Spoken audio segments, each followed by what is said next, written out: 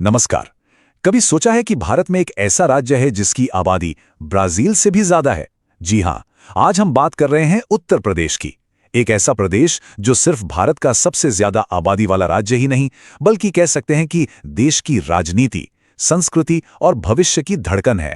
तो उत्तर प्रदेश को समझने की शुरुआत होती है इसके स्केल से, इसके विशाल आकार से। जरा सोचिए, यहां 24 करोड़ से भी ज्यादा लोग रहते हैं, मतलब भारत का सबसे ज्यादा आबादी वाला राज्य। और ये संख्या इतनी बड़ी है कि अगर उत्तर प्रदेश एक अलग देश होता ना, तो ये आबादी के मामले में ब्राजील को भी पीछे छोड़ देता और दुनिया का छठा सबसे बड़ा देश बन जाता। अब आप खुद ही सोचिए, इतने बड़े पैमाने का असर यहाँ के शासन, संसाधनों और जाहिर है देश की राजनीति पर कितना गहरा पड़ता होगा।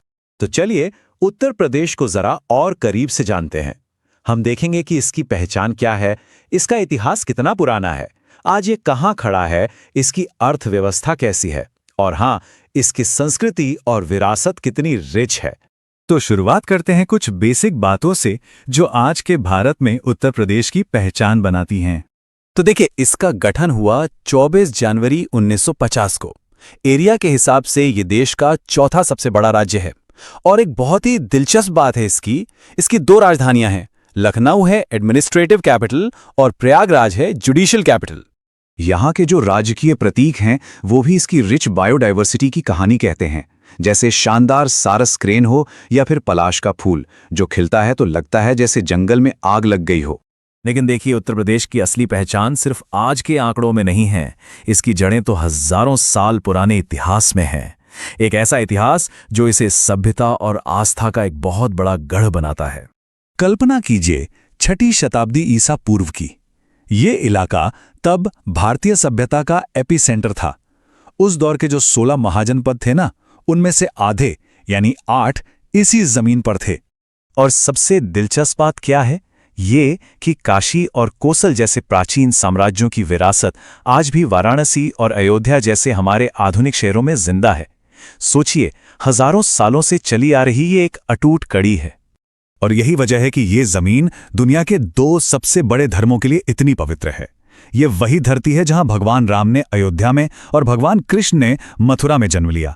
और इतना ही नहीं, यहीं सारनाथ में गौतम बुद्ध ने अपना पहला उपदेश दिया और कुशीनगर में महापरिनिर्वाण प्राप्त किया। तो एक प्राचीन भूमि से एक मॉडर्न स्टेट बनने तक का इसका सफर, ये सफर शाही हुकूमतों और बगावत की कहानियों से बुना गया है।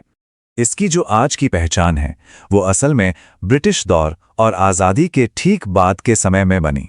पहले इसका नाम था यूनाइटेड प्रोविंसेस, जिसे बाद में बदलकर उत्तर प्रदेश किया गया।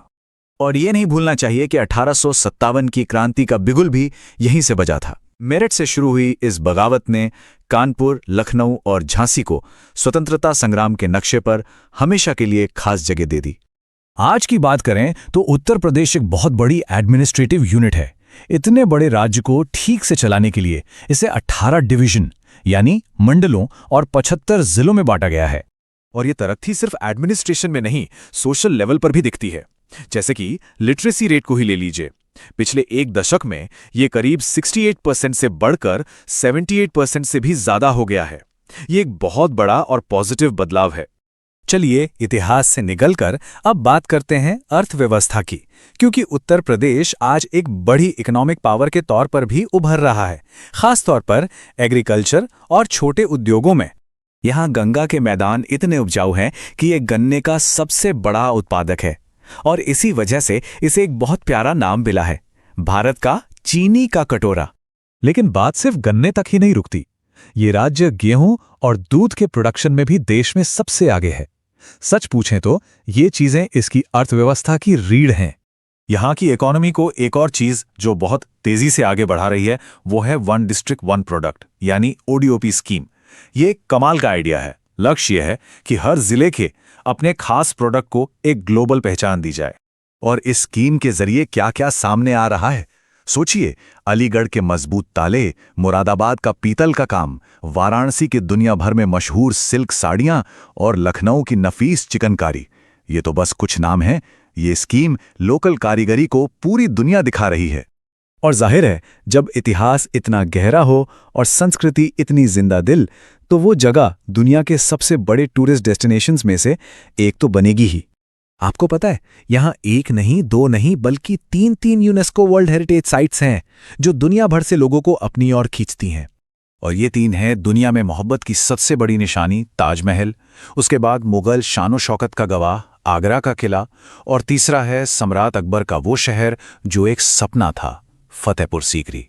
तो ये सब हमें एक आखिरी और बहुत बड़े सवाल पर लाकर खड़ा करता है।